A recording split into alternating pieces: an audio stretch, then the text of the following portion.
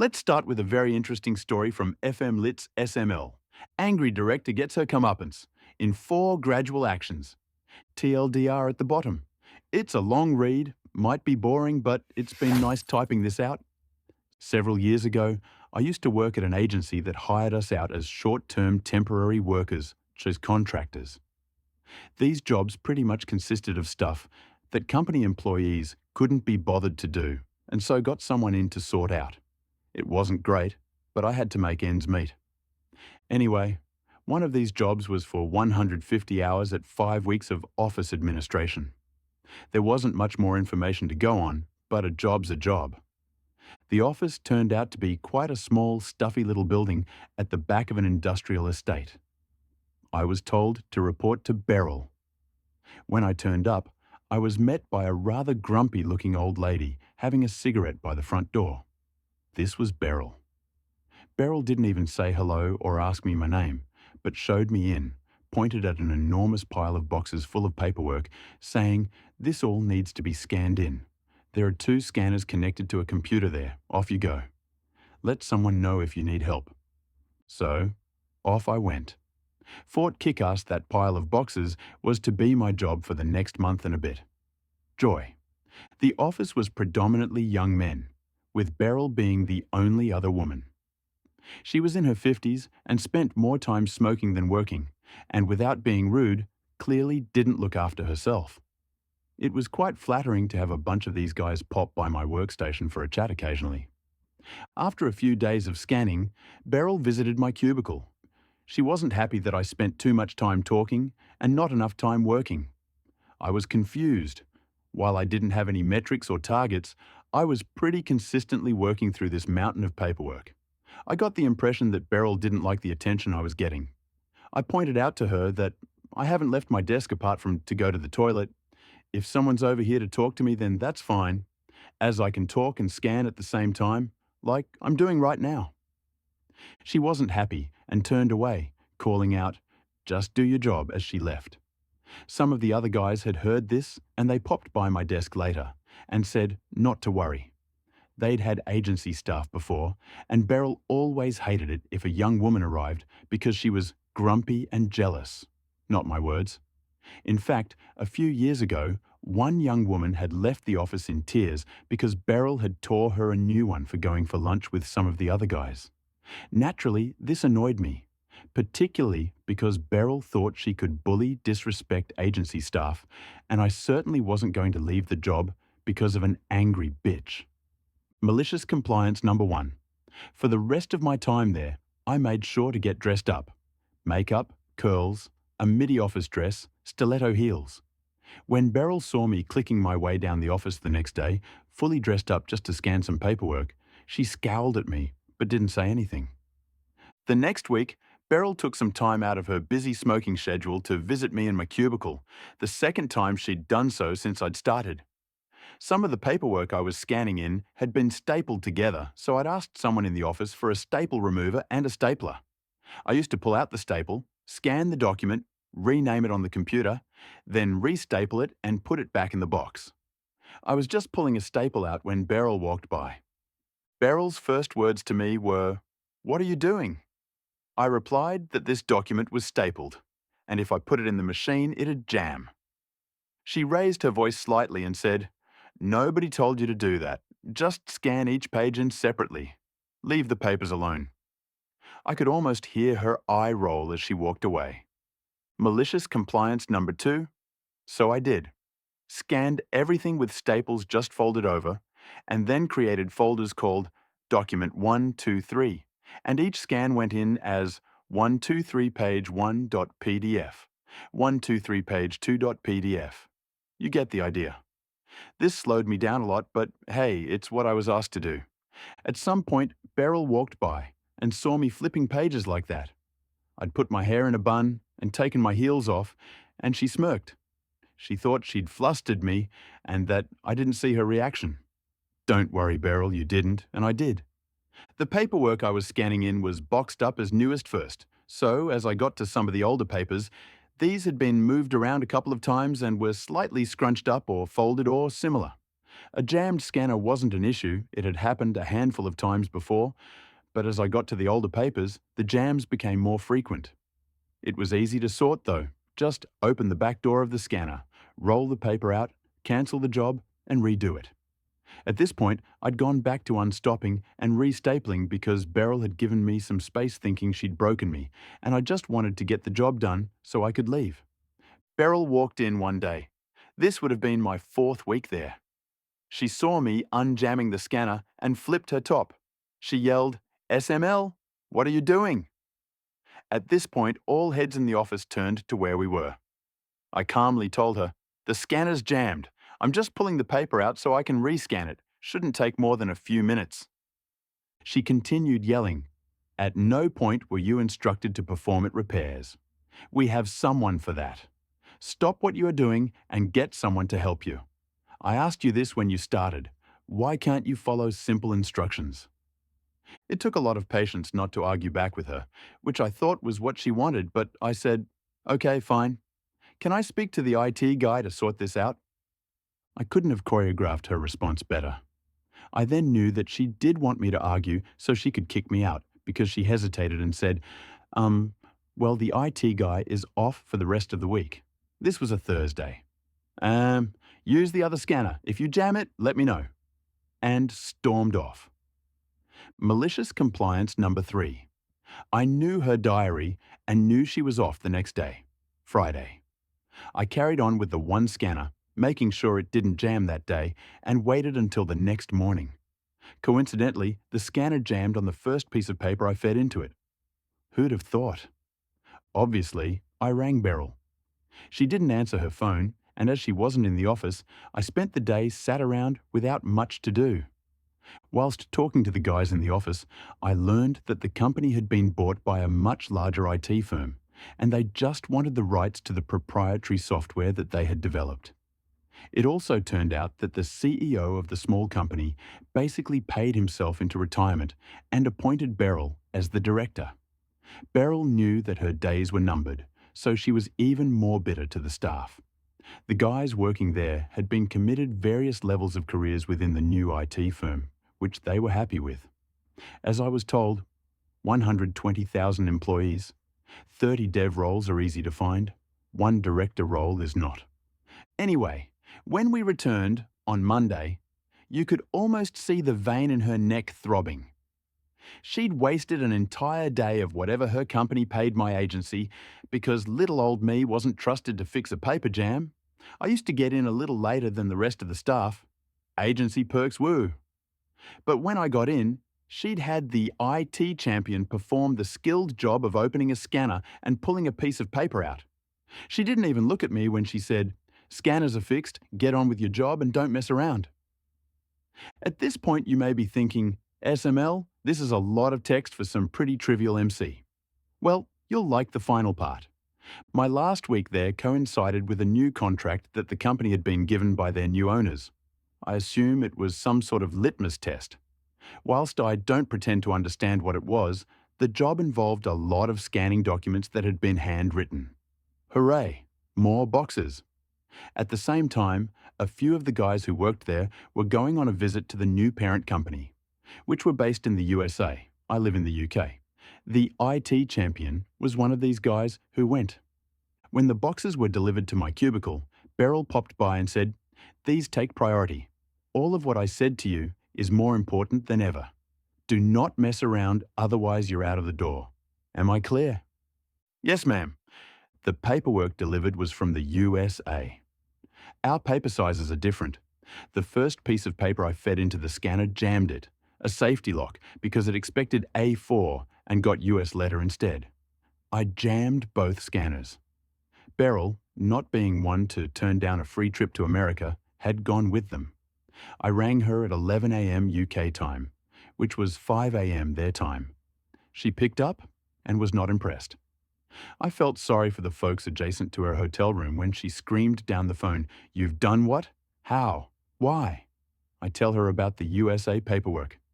"Can you not fix it?" Final malicious compliance. "No, you've told me many times that I can't fix these machines. What's the business continuity plan?"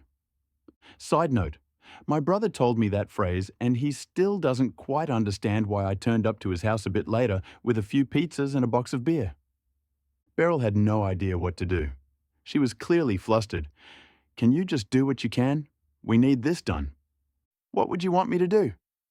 Can you fix the scanners because this is really important? I'm sorry, you told me I can't do that. I need simple instructions to work with. Just fix it. I'd be happy to show an IT specialist where the scanners are if you can get them here to hang up tone. Well, that's that then. I spent the rest of the week chatting to my colleagues, updating my CV, and applying for jobs. Nobody turned up to fix the scanners.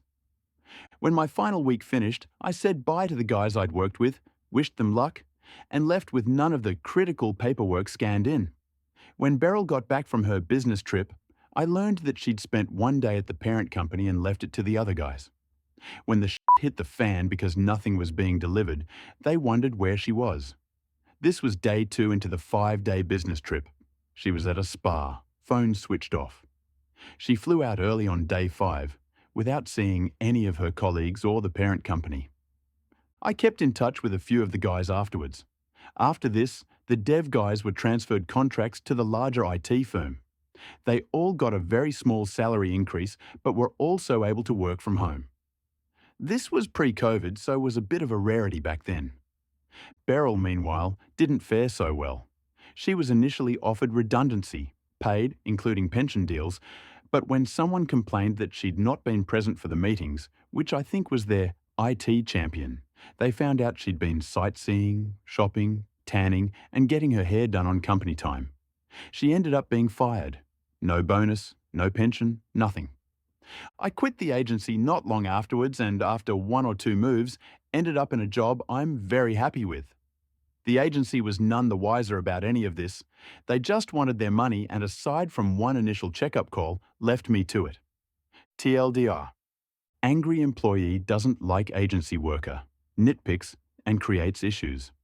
Agency worker works to rule and causes a fracas. Angry employee thinks a business trip is a holiday and doesn't respond to messages. Angry employee gets fired. The malicious compliance was perfect and was executed flawlessly. Each action was a calculated response to Beryl's micromanagement, leading to her frustration and eventual downfall.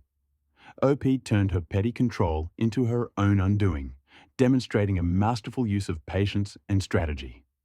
The next story from Suave Poncho. Please change your event graphic or we'll take legal action.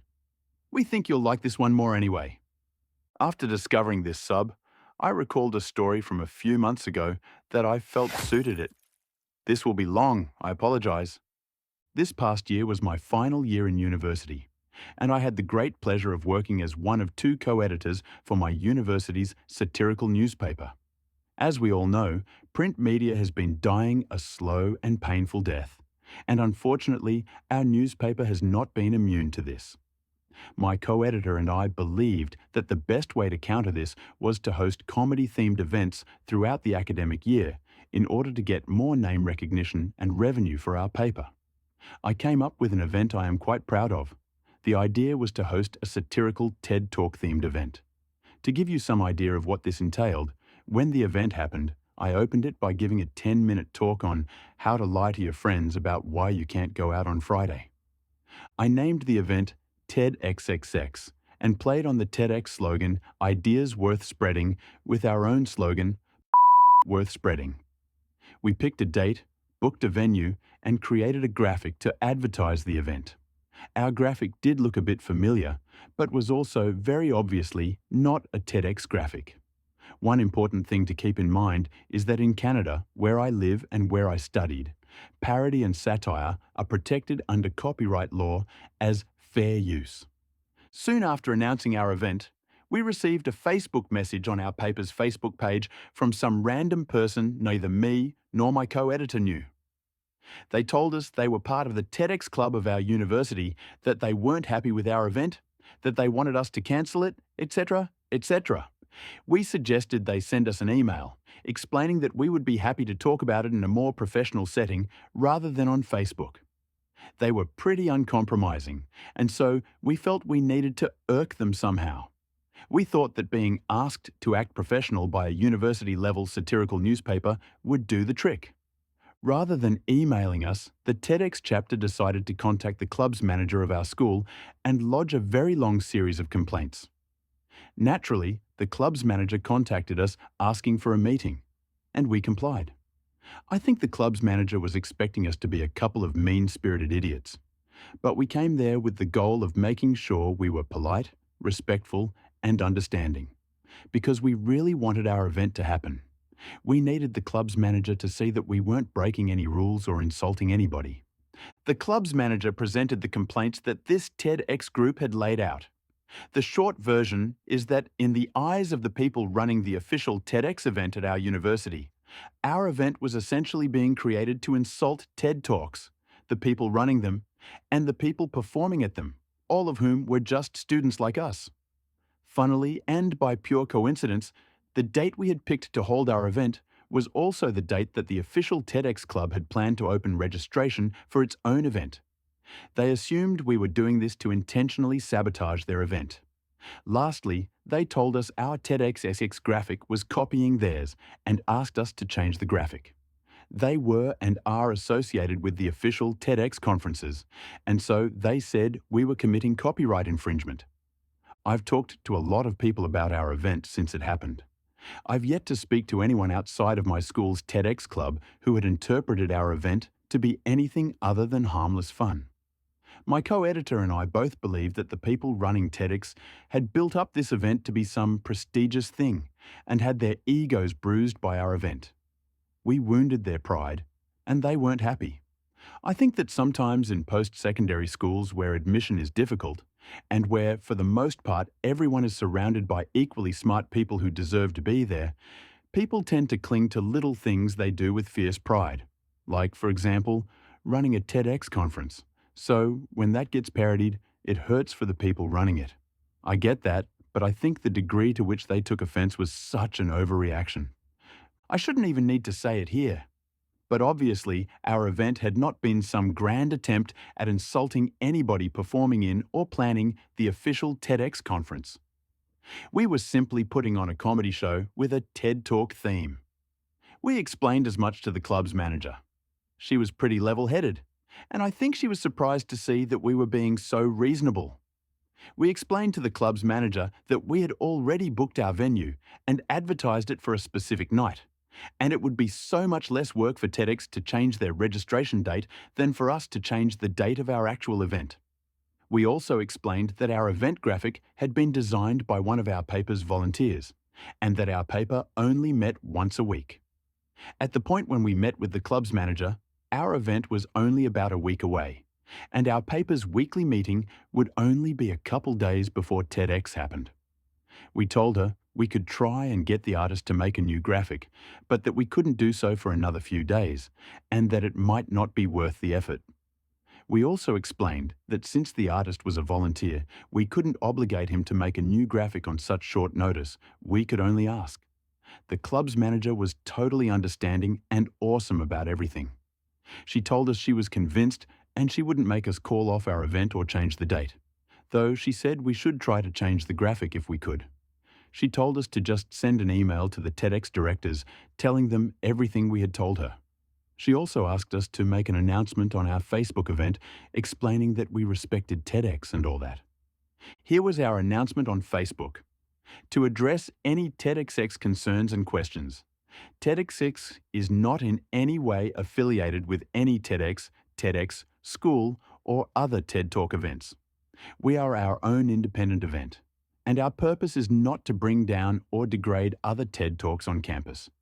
We admire the work of students who are involved with TED Talks, and we think their event is one worthy of your time and attention. Our own event simply exists to fill a different niche and give students different performance opportunities, in comedy rather than rational thought.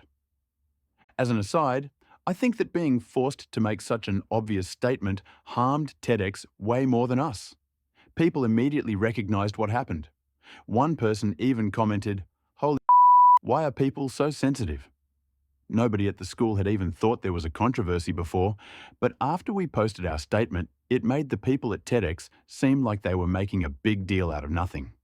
Next, we emailed the TEDx directors. We sent them a long email, very politely explaining that we respect their event, and them, and everything else that you've already read. We weren't trying to sabotage them, etc. Not going to post that, it was way too long. They didn't actually respond to our email, so for most of the week we assumed that they had realized they overreacted and decided to just let us have our event in peace. What happened next was just so out of proportion. It was frankly mean. They got the official TEDx lawyers involved. Now, you have to understand that both of our clubs were just students trying to put on events for our respective student services. I honestly bore them no ill will, but they threatened us with lawyers. We were just a tiny little student newspaper putting on an event for 150 people a couple weeks before exam season. They were so offended by our event that they were prepared to have us sued by intellectual property lawyers. We got an email from the law firm 2 days before our TEDx event asking us to take down our graphic. My co-editor felt that we had not infringed on the TEDx copyright thanks to being protected under parody. I agreed, but was concerned that we probably couldn't outlawyer a law firm. After a bit of a panic and some righteous anger, we agreed that it would be easier and more fun to just maliciously comply. We did change our promotional event photo to 2 giant middle fingers. We sent them to the lawyers, letting them know we would agree to their demands in our infinite generosity. We announced on our Facebook page that we had changed our event graphic in the hopes that no other clubs considered branding using images of hands to be intellectual property. We flipped off everybody at our event and put up a giant projected image of 2 middle fingers for the entirety of the event, just to really own up to it. More drama ensued the day of, even involving someone from TEDx trying to spread rumours that our event had been moved to the Holiday Inn across town, LOL, and then that it had been cancelled outright. We put those rumours to rest and ended up having a profitable and successful night. In a night filled with jokes, our school's official TEDx club ended up being the biggest joke of all. TLDR. As an editor for my university's satirical newspaper, we put on a satirical version of a TED Talk conference and called it TED XXX. Following a lot of dumb drama, TEDx's official lawyers got involved and asked us to change our promotional graphic. So we changed it to 2 middle fingers and got the last word. Edit 2. Yes, I get it. My editing skills are not infallible. I should point out this is Reddit, not an article for my newspaper. Still, I should make it clear that being an editor for my student newspaper was about more than just editing grammar mistakes. The most important part of the job was encouraging my writers, helping them find their comedic voice, and generally helping them have fun and find a way to turn their venting into something funny and positive. Supporting other people in a positive way is something a few of you clearly haven't learned. The malicious compliance was perfectly executed. Instead of backing down, OP embraced the situation using humor to diffuse the tension. The response was clever, bold, and unapologetic, turning the tables on TEDx and making the lawyers look ridiculous. Perfect.